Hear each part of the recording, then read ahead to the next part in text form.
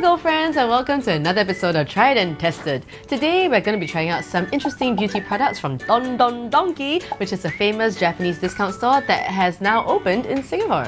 This is the Kiss You toothbrush, and it's an ionic toothbrush that's supposed to be incredibly effective in removing plaque, helping to reduce bad breath and helping to prevent gingivitis.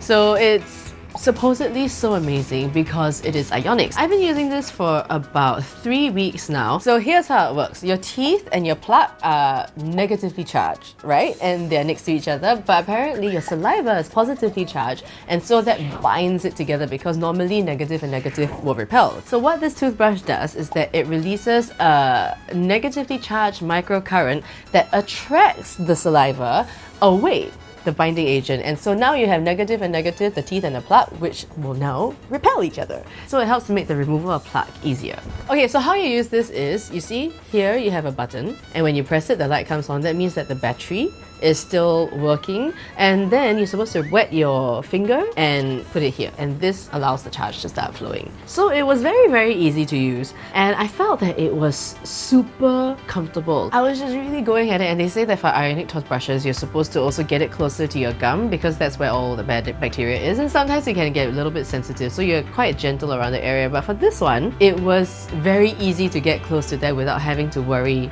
about injuring my gums. Maybe also because the bristles are so soft. Before I was using like a regular toothbrush, and after I started using this, I could really feel like my teeth felt smoother. And also, like, sometimes the back of your teeth, right? It's harder to brush in the area, so after using this one, I did feel like it was smoother. So I can't tell whether it's because of the ions or whether it's because like it was softer, so I just kind of like went at it harder. I don't know. Alright, so I think maybe I'll hold off on giving this a rating. Right now, in terms of just a regular toothbrush, I think it is pretty awesome, so I'll give it like a 10 out of 10. But whether or not it really is very effective as an ionic toothbrush, what I'm gonna do is I'll just keep using it for the next few months, and then I'll find out when I go to my dentist. This time she'll be like, wow, Shuan, your teeth look amazing! What have you been doing? Then we'll know. This is the Beauty Oil Epi Towel. There was like literally just one box left when we got there, and it's an epilating towel that's supposed to help you remove like fine hairs and dead skin. We kind of like tried something like that ages ago. It was a sponge and you kind of go like in circles, right? So this could be interesting. You use it in the bath and it's supposed to leave your skin feeling smooth. Ooh, it's really quite long. So you're supposed to like use it like this, and so it gives you a nice scrub.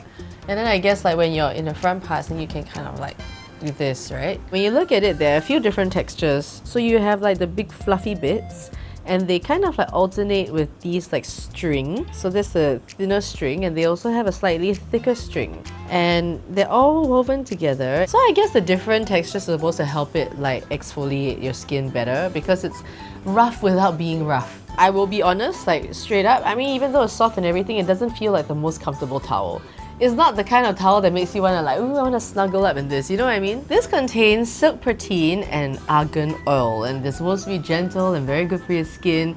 But like, if you tell me silk protein, I'll believe you, but I can't smell or feel any argan oil. It feels like a regular towel, like it's really soft. Okay, when I open it like this, like you can definitely feel like the holes. It feels like you're washing yourself with a very soft net. I've done both sides, and I will say that I did not notice any difference. I mean, like the skin's a little bit smoother, but it's not a lot smoother than say if you just use like a regular towel or a body scrub.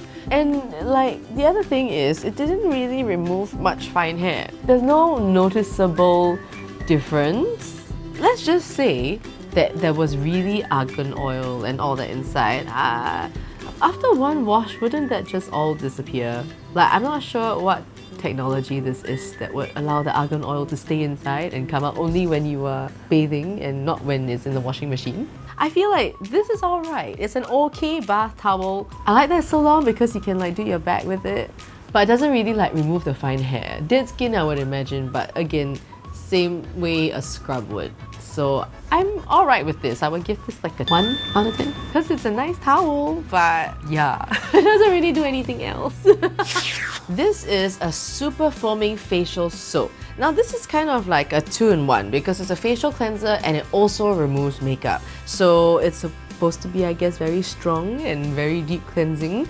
Let's see about that. As you can see, it's a bit of an irregular shape. It's got these indentations around it, like here. So apparently it makes this easier to hold, and also the little pockets can collect more foam. So this is supposed to give you a very thick, rich lather. I've got a full face of makeup on now. I'm going to remove it with this soap, and then I'll check with some makeup remover to see if there's anything left. Ooh, wow, that lather's quick.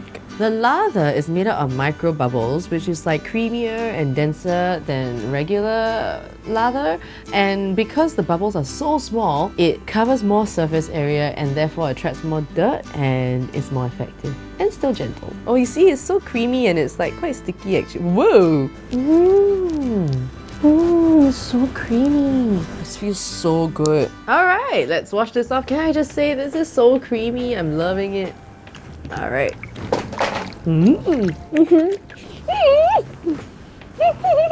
I had to go to the bathroom to wash off the rest of it because the foam is quite sticky. It was a little bit difficult to wash off in a basin, and also there was like a lot. I might have been a bit over enthusiastic, but the main thing is that it is quite a sticky, dense foam. So I think under the shower, no problem, but like this, it's a bit more of an effort. But like, the great thing now is that my face feels really clean.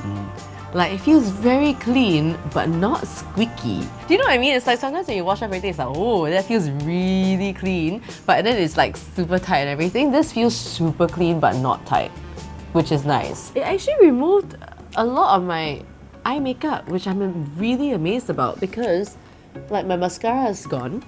My eyeliner, there's a little bit left, but I mean, if I had really wanted to, I could have used my towel to kind of like drag it off. Okay, so now we're gonna test to see if there's any foundation left. Eh? Ah, there's nothing here. Wow! I'm really quite amazed.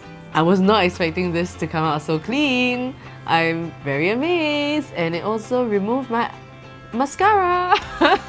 Because at first I was still going around. I was like, I'm not gonna bother trying to remove my mascara and my eyeliner and all that with this, but it worked. So in terms of efficacy, I would give this like a 10 out of 10. Hands down, don't need to think about it because it's just so good. In fact, it's better than just good, you know, because it like removed all of the makeup like it said it would, and then also the cream was just so comfortable. Like, I cannot tell you how much I love the cream. Like, I would love to use this on my body, you know, it's just like, so nice.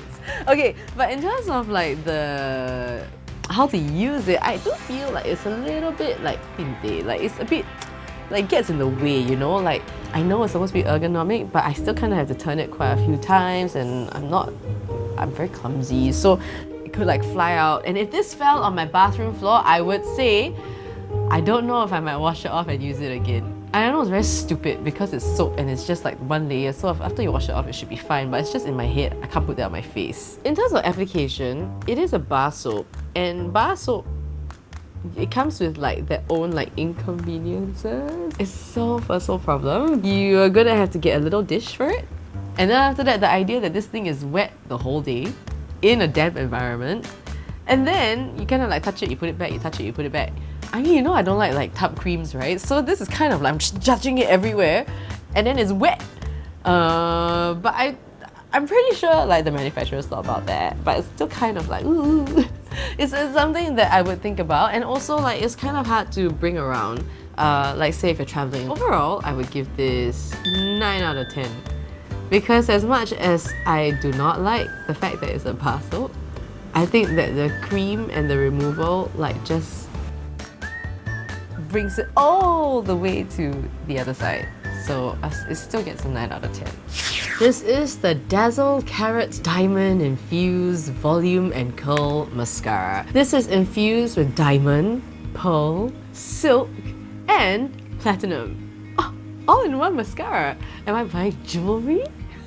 So this has a proprietary blend of wax, volume powder, and lifting polymer to lift and curl the lashes from the roots. And it says that it will give you 176% increase in volume. those are very specific numbers. So the packaging doesn't feel very dazzly or diamondy. This brush actually looks like a pretty standard kind of brush. It's got a slight curve here, it's slightly fatter at the end, it's got a round tip, and you can see the bristles are actually like pretty short. I actually find this mascara quite ordinary. In fact, like a little bit less than ordinary, because I feel like mascaras nowadays are generally like very good, right? But this one I feel it was a little bit hard to coat all the lashes, and I'm not sure if it's because of the brush and the way it's spaced out. And the other thing is that even after it coats, like, it doesn't give a lot of volume. Some of them do increase length by a little bit, but it's a very thin coat. But it has a really good lifting effect. Like, my lashes do lift up by quite a bit. The good thing is that it's not clumpy, but it's quite difficult to coat the lashes. I don't see a huge increase in volume, and it's supposed to increase by 176%. I don't really see that. For this mascara, I just feel like it's average to below average. I'm really not very impressed. I mean, especially about all that talk about diamonds and pearls and, you know, platinum and silk. I was gonna give this a 1 out of 10, and then I found out that this is a $25 mascara. Like, you can get mascaras below 20 that do so much more than this, so I would 0 out of 10. I can't even give props to the packaging because it's like not very nice also. This is the Albion Light Reflector Cream. It's a liquid highlighter that you can wear alone or mix with your foundation. It's a little bit like the Cover FX one that I really love, but at a fraction of the price. So I'm really hoping that this will work. So when I look at this through the light, I can see that the product really only comes up till here. This is like a bag of potato chips. Bag so big, the chips are still here. Okay, let's try this as a regular highlighter. I don't feel like this blends very well. I feel like for this part here, it's almost as though it's making the lines or the dryness even more obvious. I don't feel like it settles very nicely.